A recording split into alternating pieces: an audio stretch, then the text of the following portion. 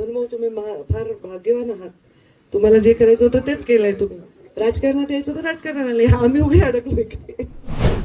ते फार पवित्र असं प्रोफेशन आहे. मला खूप डॉक्टर व्हायचं होतं, खूप हौस होती मला, पण मी झाले नाही. कारण आधी तत्ववादी स्वभाव होता, मार्क कमी पडले, घेतली नाही ॲडमिशन. आणि मग आता प्रीतम ताईला व्हावं लागलं, तिला व्हायचं होतं वकील, ते यशू ताईला व्हावं लागलं. आणि असं ज्याला जे व्हायचं नसतं ते व्हावं लागतं.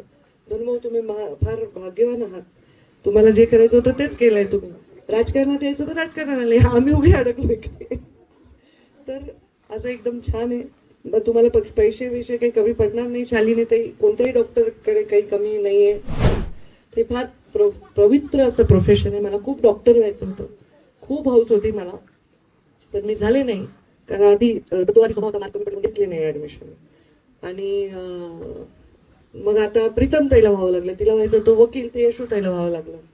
आणि असं ज्याला जे व्हायचं नसतं ते व्हावं लागतं. धर्मभाऊ तुम्ही फार भाग्यवान आहात. तुम्हाला जे करायचं होतं तेच केलंय तुम्ही. राजकारणात यायचं तर राजकारणात आले. आम्ही उभे अडकलोय काय? तर असं एकदम छान आहे. मग तुम्हाला पैसे विषय काही कमी पडणार नाही. शालिनी ताई, कोणत्याही डॉक्टरकडे काही कमी नाही आहे.